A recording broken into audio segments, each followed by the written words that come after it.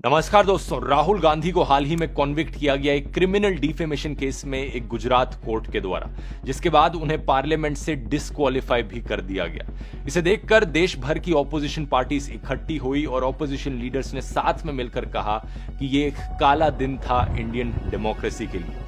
कांग्रेस का कहना है कि राहुल गांधी के साथ ये सब इसलिए किया जा रहा है ताकि उन्हें पार्लियामेंट में बोलने से रोका जा सके। पार्लियामेंट में वो रिपीटेडली अडानी के खिलाफ एलिगेशंस उठा रहे हैं, प्रधानमंत्री मोदी और अडानी के रिश्ते को लेकर बात कर रहे हैं, इसलिए उन्हें बोलने से रोका जा रहा है। बीजेपी का कहना है कि इस सब का अडानी से कोई रिश्ता नहीं है, राहुल गांधी ने एक्चुअली में ओबीसी सेक्शन को अब्यूज किया देश में और इसलिए उन्हें डिस्क्वालीफाई किया गया। तो क्या है सच्चाई यहां पर? आइए इस डिफेमेशन केस को गहराई से समझते हैं आज के इस वीडियो में। नरेंद्र मोदी जी का अदानी के साथ क्या रिश्ता है और 20,000 करोड़ रुपए किसके हैं? मैं पूछता जाऊंगा, मुझे कोई डर नहीं लगता इन लोगों से। राहुल गांधी की समस्या यही है कि उनको वोट नहीं मिलता, कि इसको आप सारी संपत्ति दे रहे हो देश की। राहुल गांधी की सदस्यता समाप्त कर दी इन लोगों ने। भारत के इतिहास में सबसे भ्रष्ट प्रधानमंत्री अगर कोई हुआ है। ये बात है दोस्तों 2019 की लोकसभा इलेक्शंस की। राहुल गांधी कर्नाटका में एक इलेक्शन रैली कर रहे थे। वहां पर इन्होंने एक भाषण दिया जिसमें ललित मोदी, नीरव मोदी और प्रधानमंत्री नरेंद्र मोदी को इन्होंने चोर करके पुकारा। अब क्योंकि ये पूरा डिफेमेशन केस इस एक भाषण पर आधारित है, तो आइए इस भाषण को सुनते हैं और एक एक वर्ड पर गौर करना कि क्या यहां पर राहुल गांधी ने बोला। आपसे कहते हैं काले धन के खिलाफ लड़ाई, आपको धूप में बैंक की लाइन के सामने खड़ा करते हैं, आपके जेब में से पैसा निकाल के बैंक में डालते हैं। ये बात बड़ी क्लियर है कि यहाँ पर डीमोनेटाइजेशन की तरफ इशारा किया जा रहा है, लेकिन जिस चीज को लेकर पूरा ये मुद्दा बना है वो बात आगे आती है। और फिर आपको पता लगता है कि आप ही का पैसा नीरव मोदी उठा के भाग गया। 35,000 करोड़ रुपए आपकी जेब से निकालकर उसकी जेब में। मेहुल चोकसी, ललित मोदी। अच्छा, एक छोटा सा सवाल, इन सब के नाम, इन सब चोरों के नाम मोदी मोदी मोदी कैसे हैं? नीरव मोदी, ललित मोदी, नरेंद्र मोदी, और अभी थोड़ा ढूंढेंगे तो और बहुत सारे मोदी निकलेंगे। इन सब चोरों के नाम मोदी मोदी मोदी कैसे हैं? तो ये बात बड़ी क्लियर है कि यहाँ पर इन तीन मोदीज को चोर कहा जा रहा है राहुल गांधी के द्वारा। इसको लेकर राहुल गांधी के खिलाफ एक कंप्लेन फाइल करी गई और फिर केस दर्ज किया गया आईपीसी सेक्शन 499 और 500 के अंतर्गत, जो डिफेमेशन से डील करते हैं। डिफेमेशन शब्द का मतलब बड़ा सिंपल है, अगर आप किसी के खिलाफ कुछ ऐसा बोलते हो जिससे उस दूसरे इंसान की रेपुटेशन इफेक्ट होती है, रेपुटेशन को डैमेज पहुंचता है, इसे डिफेमेशन कहा जाता है। इंडिया में डिफेमेशन दो प्रकार के हो सकते हैं, सिविल डिफेमेशन और क्रिमिनल डिफेमेशन। अगर आप किसी के खिलाफ सिविल डिफेमेशन करते हो तो पैसे का फाइन पे करना पड़ सकता है, लेकिन क्रिमिनल डिफेमेशन केस में सजा भी हो सकती है, जेल हो सकती है for up to 2 years। Section 500 इस पनिशमेंट को डिफाइन करता है, imprisonment of maximum 2 years with or without a fine. और सेक्शन 499 इस चीज को डिफाइन करता है कि क्रिमिनल डिफेमेशन क्या होगी। बोले गए शब्द हो सकते हैं या पब्लिश्ड शब्द हो सकते हैं या साइंस हो सकते हैं, विजिबल रिप्रेजेंटेशंस हो सकती हैं, और आप नॉलेज के साथ और इंटेंशनली किसी दूसरे इंसान की रेपुटेशन को डैमेज करो। तो आपको सोचकर लगेगा कि जिन 3 मोदीज का नाम यहाँ भाषण में मेंशन किया था, उन 3 में से किसी एक ने कंप्लेन फाइल करी होगी, लेकिन ऐसा नहीं है। ना ही नीरव मोदी ने, ना ही ललित मोदी ने और ना ही प्रधानमंत्री मोदी ने ये कंप्लेन फाइल करी कि मुझे चोर बुलाया गया। तो किसने ये कंप्लेन फाइल करी?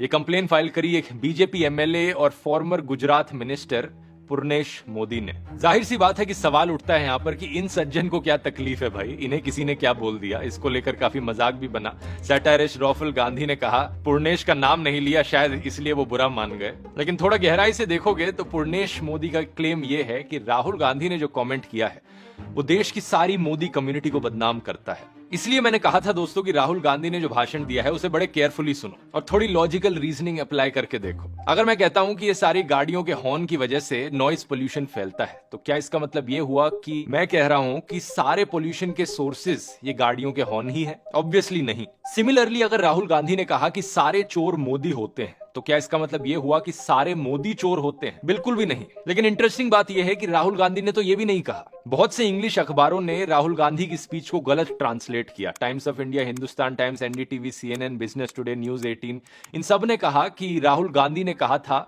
ऑल थीव्स आर मोदी, या फिर कुछ ने ट्रांसलेशन करी कि all the thieves are Modi. लेकिन बीबीसी एक ऐसे न्यूज पोर्टल्स में से था जिसने ट्रांसलेशन को सही किया। सही ट्रांसलेशन थी all these thieves are Modi. बहुत बड़ा फर्क है यहाँ पर। इन सब चोरों के नाम मोदी मोदी कैसे हैं? नीरव मोदी, ललित मोदी और नरेंद्र मोदी। ये नहीं कहा जा रहा कि सारे चोरों के नाम मोदी मोदी कैसे होते हैं। बड़े ही एक्सप्लिसिटली 3 लोगों के नाम लिए गए हैं जिनका मोदी सरनेम है और उसके बाद एक पॉसिबिलिटी एक्सप्रेस करी गई है, अभी थोड़ा ढूंढेंगे तो और बहुत सारे मोदी निकलेंगे। इन्होंने ये नहीं कहा कि ढूंढने पर जितने भी निकलेंगे वो सब मोदी निकलेंगे। तो यहां पर ना ही सारे मोदीज की बात करी गई, ना ही सारे चोरों की बात करी गई। बात करी गई डिमोनेटाइजेशन और जीएसटी की और जो रिसेंटली घोटाले हुए नीरव मोदी और ललित मोदी को लेकर। प्रधानमंत्री मोदी पर आरोप लगाया गया नोटबंदी के इंपैक्ट का, जैसे आम जनता को, छोटे बिजनेसेस को एक बुरा असर पड़ा और जो क्रॉनिक कैपिटलिस्ट थे उन्हें एक फायदा मिला। राहुल गांधी के लॉयर किरीट पानवाला ने यही चीज आर्ग्यू करी, कहते हुए कि राहुल गांधी के भाषण में कोई इल इंटेंशन नहीं था। लीगल स्कॉलर गौतम भाटिया ने ट्वीट करके कहा कि ये एक बड़ी बेसिक लीगल प्रोपोजिशन है कि अगर कोई भी स्टेटमेंट एक जेनेरिक क्लास ऑफ लोगों को रेफर करती है, डिफेमेशन का केस स्टैंड नहीं कर सकता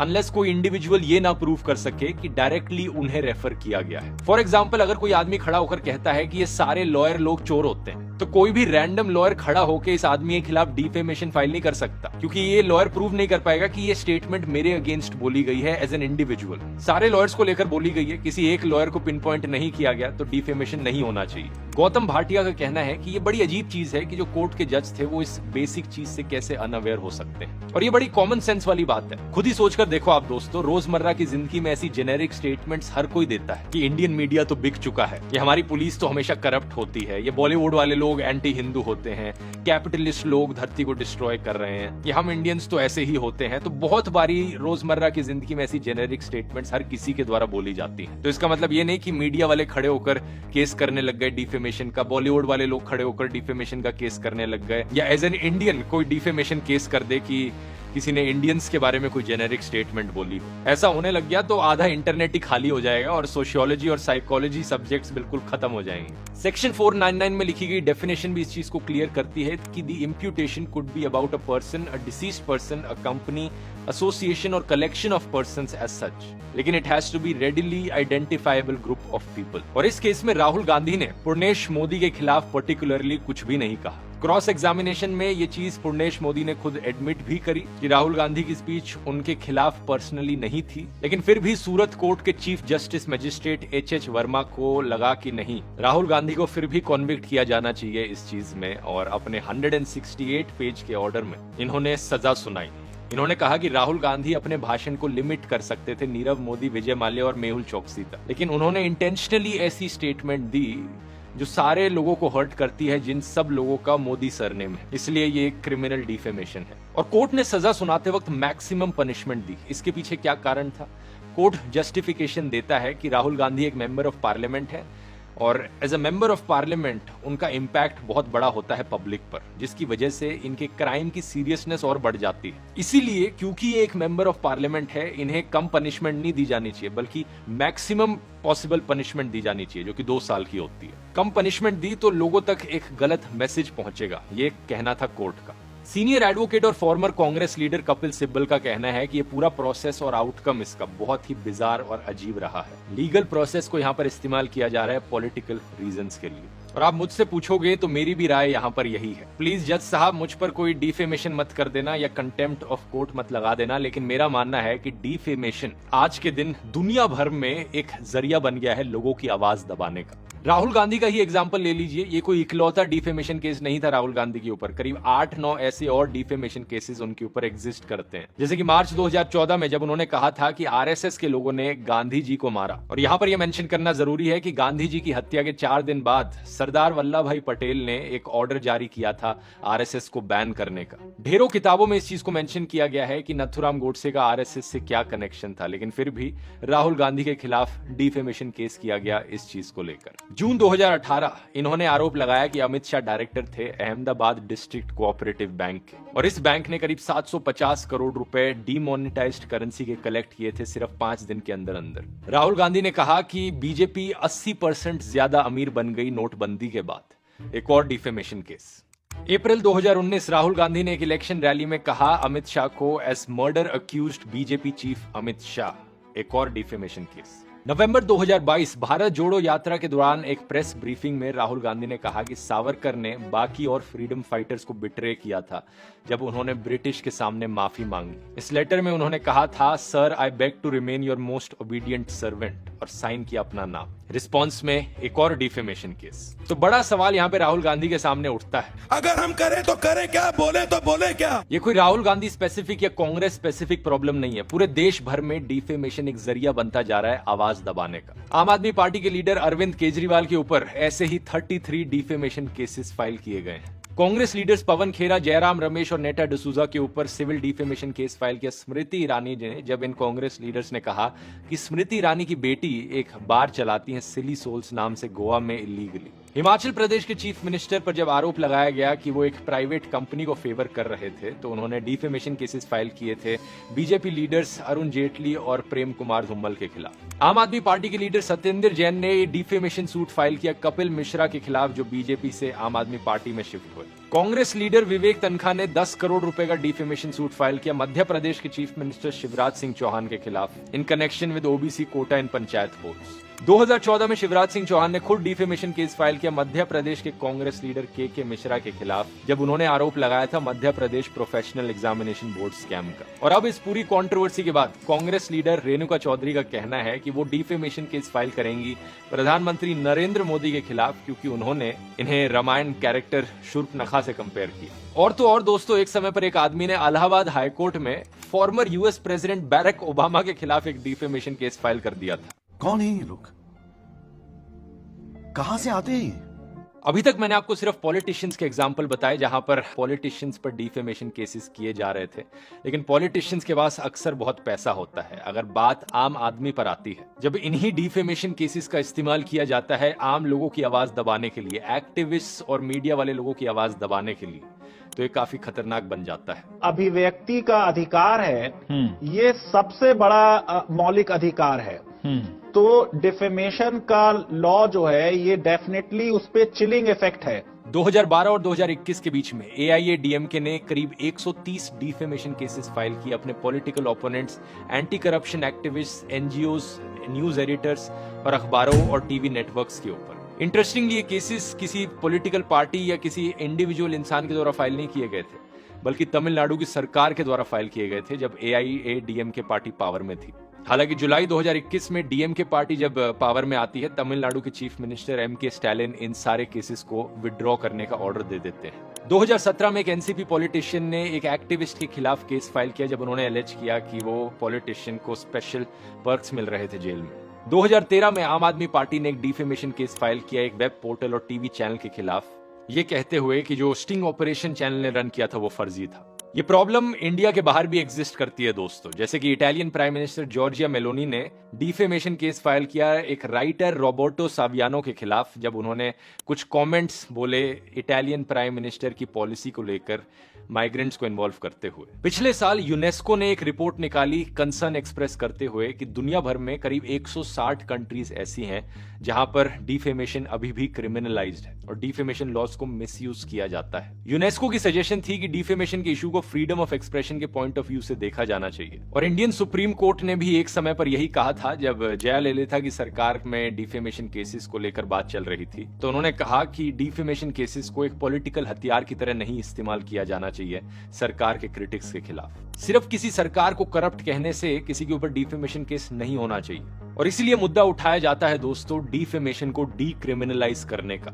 इसका इतिहास देखें तो डिफेमेशन के कानून को पहली बार आईपीसी के सेक्शन में डाला गया था साल 1860 में ब्रिटिश सरकार के द्वारा। तो ये बेसिकली एक 160 साल से ज्यादा पुराना कानून है जो हमें हैंडओवर किया गया है ब्रिटिश इंपीरियलिस्ट के द्वारा। जिन लोगों ने कानून बनाया था वो इससे आगे बढ़ चुके हैं, लेकिन हम अभी भी इसी घिसे पिटे कानून को यूज करते जा रहे हैं। साल 2009 में यूके में दोस्तों सेडिशन लॉ को रिपील कर दिया गया था और डिफेमेशन को डीक्रिमिनलाइज कर दिया गया था। लेकिन आज के दिन इंडिया में हमारे पास क्रिमिनल डिफेमेशन लॉ भी है और सेडिशन का लॉ भी। पॉलिटिकल दायरे से बाहर आए तो डिफेमेशन को डीक्रिमिनलाइज करना इसलिए भी जरूरी है ताकि ये बड़ी बड़ी कंपनियां लोगों की आवाज ना दबा पाए। इसके ढेर सारे एग्जाम्पल्स आपको मिल जाएंगे। साल 2018 में अनिल अंबानी ने अहमदाबाद में 28 अलग अलग डिफेमेशन केसेस फाइल किए थे। इनमें से 8 केसेस पॉलिटिशियंस के खिलाफ थे जो ऑपोजिशन पार्टी से थे, लेकिन 20 केसेस ऐसे थे जो एक्चुअली में मीडिया ऑर्गेनाइजेशन और जर्नलिस्ट के खिलाफ थे। जैसे एलिजिड राफेल स्कैम की खबरें आने लग रही थी, अनिल अंबानी ने डिफेमेशन केस फाइल किया सीनियर जर्नलिस्ट सीमा मुस्तफा के खिलाफ, जो कि द सिटीजन की फाउंडिंग एडिटर है। 7,000 करोड़ रुपए का 10,000 करोड़ रुपए का डिफेमेशन केस एनडीटीवी के खिलाफ फाइल किया गया और 5,000 करोड़ रुपए का डिफेमेशन केस नेशनल हेराल्ड के खिलाफ, क्योंकि इन्होंने रिपोर्ट निकाली कि Anil Ambani floated Reliance Defence 10 days before Modi announce Rafale deal. अप्रैल 2014 में मुकेश अंबानी और अनिल अंबानी ने डिफेमेशन केसेस फाइल किए परंजॉय गुहा ठाकुरता के खिलाफ, जब उनकी किताब आई गैस वॉर्स नाम से। इनमें इन्होंने एलिजिड इरेगुलरिटीज को हाईलाइट किया नेचुरल गैस की प्राइसिंग को लेकर। परंजॉय गुहा ठाकुरता को डिफेमेशन केस अडानी पावर से भी सहना पड़ा, जब उन्होंने एक आर्टिकल लिखा प्रधानमंत्री मोदी और गौतम अडानी के बीच एलिजिड रिश्ते को लेकर, और ऐसे ही कई एग्जाम्पल्स आपको मिल जाएंगे। अगर मीडिया और जर्नलिस्ट के पास इतनी भी आजादी नहीं होगी कि वो पॉलिटिशियंस और कॉर्पोरेट स्कैम्स के बारे में बात कर पाए, तो कहां से कोई स्कैम सामने आ पाएगा। कोई हैरानी की बात नहीं है दोस्तों कि इंडिया की प्रेस फ्रीडम इंडेक्स रैंकिंग अब 150th पर पहुंच चुकी है 2022 में। डिफेमेशन को डीक्रिमिनलाइज करने की कोशिश साल 2015 में करी गई थी। Congress leader Rahul Gandhi, BJP leader Subramanian Swamy और आम आदमी पार्टी के चीफ अरविंद केजरीवाल ने साथ में एक प्ली फाइल करी थी सुप्रीम कोर्ट में कि डिफेमेशन को डीक्रिमिनलाइज कर दिया जाए, मतलब क्रिमिनल डिफेमेशन को हटा दिया जाए और सिर्फ सिविल डिफेमेशन का कानून रहे। अगर कोई डिफेमेशन होती है तो फाइन भरना पड़े पैसे का, जेल की सजा ना मिले। इसके पीछे कारण यही कि किस तरीके से इसे एक्सप्लॉइट किया जाता है इस कानून को। लेकिन सेंट्रल गवर्नमेंट ने इस चीज को अपोज किया, ये कहते हुए कि डिफेमेशन की क्रिमिनलिटी बहुत जरूरी है, और सुप्रीम कोर्ट ने भी इस चीज को अपहेल्ड किया। अब मैं ये नहीं कह रहा कि पूरे ही डिफेमेशन कानून को खत्म कर देना चाहिए। डिफेमेशन मेरी राय में एक नेसेसरी कानून है। ऐसे कई केसेस होते हैं जहां पर सही मायनों में किसी की रेपुटेशन को बदनाम किया जाता है, गलत आरोप लगाए जाते हैं एक इंडिविजुअल के द्वारा किसी दूसरे इंडिविजुअल के ऊपर, लेकिन मेरी राय में इसे डीक्रिमिनलाइज तो जरूर करना चाहिए। अगर कोई डिफेमेशन करता है वो पैसे का फाइन भरे, लेकिन जेल की धमकी ना हो। दूसरा, सिविल डिफेमेशन के केसेस में भी जब करोड़ों के केसेस फाइल किए जाते हैं, हजारों करोड़ों के, तो ये भी बहुत थ्रेटनिंग हो सकता है। कोई जर्नलिस्ट या एक्टिविस्ट कैसे इतना बड़ा अमाउंट अफोर्ड कर पाएगा। इसमें भी लिमिट को कंट्रोल में रखना चाहिए। और तीसरा, ये इंश्योर किया जाना चाहिए कोर्ट्स के द्वारा कि डिफेमेशन को एक पॉलिटिकल हथियार की तरह ना इस्तेमाल किया जाए। और चौथा, मीडिया को कुछ हद तक इम्यूनिटी मिलनी चाहिए इन केसेस से। इवन इफ कुछ क्लेम्स गलत निकलते हैं, यहाँ पर एक एक्चुअल इंटेंशन दिखाना जरूरी होना चाहिए कि जो बोला है वो जानबूझकर बोला है, किसी की रेपुटेशन बदनाम करने के लिए बोला है। मैं ओरिजिनल टॉपिक से थोड़ा डाइवर्ट हो गया यहाँ पर, क्योंकि मुझे लगता है ये सही अपॉर्चुनिटी है इस बड़े मुद्दे के बारे में बात करने की। राहुल गांधी की जहां तक बात आती है, उन्हें बेल मिली है 10,000 रुपए बॉन्ड देकर, और 30 दिन का समय मिला है अपील फाइल करने के लिए। इस कन्विक्शन के आने के कुछ ही टाइम बाद एक नोटिस इशू किया गया था लोकसभा के सेक्रेटरीट के द्वारा कि राहुल गांधी अब डिसक्वालिफाइड हैं इस हाउस से एज ऑफ 23 मार्च। ये डिसक्वालिफिकेशन हुई है under the representation of the people act 1951, specifically section 83 of the RPA. इसमें लिखा गया है कि अगर कोई भी इंसान कॉन्विक्ट होता है और उन्हें सेंटेंस दिया जाता है मिनिमम 2 साल के लिए, तो उन्हें डिसक्वालीफाई किया जाएगा, और ये डिसक्वालिफिकेशन जेल से रिहा होने के 6 साल बाद तक कंटिन्यू रहेगा। इससे पहले इस कानून में एक सेक्शन होता था, सेक्शन 8(4), जिसमें कहा गया था कि ये डिसक्वालिफिकेशन कन्विक्शन की डेट के सिर्फ 3 महीने बाद ही इफेक्ट में आ सकती है। लेकिन जुलाई 2013 में एक लैंडमार्क जजमेंट दी थी सुप्रीम कोर्ट ने, जिसमें उन्होंने इस सेक्शन 8(4) को स्ट्राइक डाउन कर दिया था। कोर्ट ने कहा था कि यह अनकॉन्स्टिट्यूशनल है कि पार्लियामेंट डिसक्वालिफिकेशन को इस तरीके से डिले कर सकता है। उसी साल यूपीए सरकार ने एक ऑर्डिनेंस जारी करी थी सुप्रीम कोर्ट के इस वर्डिक्ट को नलिफाई करने के लिए। यूपीए सरकार कोशिश कर रही थी कि एक स्लाइटली मॉडिफाइड वर्जन लाया जाए सेक्शन 8(4) का, और इसे कैबिनेट के द्वारा अप्रूव भी कर दिया गया था। कहा जाता है कि ऑर्डिनेंस लाई गई थी आरजेडी के चीफ लालू प्रसाद यादव को बेनिफिट पहुंचाने के लिए, क्योंकि उन्हें कॉन्विक्ट किया गया था फॉर्डर स्कैम में। लेकिन 28 सितंबर 2013 राहुल गांधी ने इस ऑर्डिनेंस को एक प्रेस कॉन्फ्रेंस में इसे कंप्लीट नॉनसेंस कहा था। ये यूपीए की सरकार के लिए काफी एम्बैरेसिंग था, और 2 अक्टूबर को ये ऑर्डिनेंस विड्रॉ किया गया। इसलिए कानून यही बना रहा कि जब भी किसी पॉलिटिशियन को सजा मिलेगी, इमीडिएटली उनका डिस्क्वालिफिकेशन हो जाएगा। सबसे पहले पॉलिटिशियन जिन्हें इस तरीके से डिस्क्वालीफाई किया गया वो थे कांग्रेस लीडर रशीद मसूद, अक्टूबर 2013 में, जब एक करप्शन के केस में उन्हें कन्विक्शन मिला। एक दिन बाद लालू प्रसाद यादव और जेडीयू पॉलिटिशियन जगदीश शर्मा को भी इसी तरीके से डिस्क्वालीफाई किया गया लोकसभा से। अब सवाल ये उठता है कि आगे क्या होगा राहुल गांधी का। आरपी एक्ट का सेक्शन 151A देखें तो उसके अकॉर्डिंग कहा गया है कि अगर अगली इलेक्शन 1 साल या उससे ज्यादा दूर है तो इलेक्शन कमीशन के पास अधिकार है इस वैकेंसी को फिल करने का उस सीट पर जहां से ये पॉलिटिशियन इलेक्शन लड़े थे, एक बाय इलेक्शन कराकर। कितने टाइम में ये बाय इलेक्शन बुलाई जा सकती है? 6 महीने के अंदर अंदर जब से वैकेंसी हुई है। लीगल एक्सपर्ट्स का कहना है कि राहुल गांधी दोबारा से स्पीकर के पास जा सकते हैं और अपने मेंबर ऑफ पार्लियामेंट के स्टेटस को रिवाइव करा सकते हैं अगर उन्हें एक जुडिशियल ऑर्डर मिल जाए, ये कहते हुए कि इनके कन्विक्शन पर स्टे लगा दिया गया है। लेकिन ये चीज इन्हें जल्दी करनी पड़ेगी, इससे पहले कि election commission by election announce करे। कांग्रेस ने ऑलरेडी कहा है कि वो हायर कोर्ट में अपील करेंगे सूरत कोर्ट के ऑर्डर के खिलाफ, तो एक्सपेक्टेड है कि यही नेक्स्ट स्टेप होगी इस केस में। ओवरऑल यहाँ पर सबसे बड़ा मुद्दा यही है कि सरकार को कैसे एक और लीगल प्रोसेस मिल गया है ऑपोजिशन को खत्म करने का। इससे पहले हमें देखने को मिला कि कैसे सरकारें बदली जाती हैं एमएलएस खरीदकर। ऑपोजिशन पॉलिटिशियंस को पैसे ऑफर किए जाते हैं करोड़ों में, जिससे कि सत्ता पलटती है और बड़े फेमसली हमारा मीडिया इसे एक ऑपरेशन का नाम देता है, जैसे कि ये बहुत ही बड़ी अच्छी चीज करी जा रही है। दूसरा हमें देखने को मिलता है कि कैसे सीबीआई और ईडी जैसी एजेंसीज का इस्तेमाल किया जाता है स्पेसिफिकली सिर्फ ऑपोजिशन के पॉलिटिशियंस को टारगेट करने के लिए। यानी पैसे ऑफर करना, धमकी देना, और इन दोनों में से कुछ भी काम नहीं किया तो अब डिफेमेशन एक और जरिया बन गया। कुछ लोग आर्ग्यू करेंगे कि ये सिर्फ एक लीगल प्रोसेस है और यहाँ पर कुछ गलत नहीं हो रहा है, लेकिन इसके ढेरों सबूत अब मौजूद हैं कि कैसे ये लीगल प्रोसेस सिर्फ एक साइड के लिए काम करता है और दूसरी साइड के लिए बंद हो जाता है। खुशबू सुंदर एक बीजेपी पॉलिटिशियन है जो पहले कांग्रेस में थी। साल 2018 में उन्होंने एक ट्वीट किया था, यहाँ मोदी वहां मोदी जहां देखो मोदी। लेकिन ये क्या, हर मोदी के आगे भ्रष्टाचार सरनेम लगा हुआ है। तो बात को ना समझो, मोदी मतलब भ्रष्टाचार। Let's change the meaning of Modi to corruption suits better. ये ट्वीट अब वायरल जा रहा है, लेकिन क्या कोई भी मोदी सरनेम वाला आदमी इनके खिलाफ कोई केस करेगा? ऐसे ही ढेर सारे इंस्टेंसेस मिल जाएंगे जहां पर प्रधानमंत्री मोदी खुद पंडित नेहरू को डिफेम कर रहे हैं, उनके बारे में बुरी चीजें बोल रहे हैं, या राहुल गांधी के खिलाफ कुछ बोला या किसी और के खिलाफ कुछ बोला। दूसरी तरफ से लोग केस कर देंगे, लेकिन क्या कोर्ट उस केस को आगे बढ़ाएगा? लीगल प्रोसेस सेम न्यूट्रल तरीके से कैरी ऑन होगा उस तरफ? 25 मार्च को राहुल गांधी ने ट्विटर पर लिखा, मैंने प्रधानमंत्री की आंखों में डर देखा है, वो डरते हैं अडानी पर संसद में मेरे अगले भाषण से। सीधा सवाल है, शेल कंपनियों द्वारा अडानी समूह में लगाया गया 20,000 करोड़ का विदेशी पैसा किसका है? एलआईसी की पूंजी अडानी को, एसबीआई की पूंजी अडानी को, ईपीएफओ की पूंजी भी अडानी को। मोडानी के खुलासे के बाद भी जनता के रिटायरमेंट का पैसा अडानी की कंपनियों में निवेश क्यों किया जा रहा है? प्रधानमंत्री जी, न जांच न जवाब, आखिर इतना डर क्यों? क्या लगता है आपको दोस्तों, क्या अडानी पर कोई भी इन्वेस्टिगेशन होगी? नीचे कमेंट्स में लिखकर बताइए। मिलते हैं अगले वीडियो में। बहुत बहुत धन्यवाद।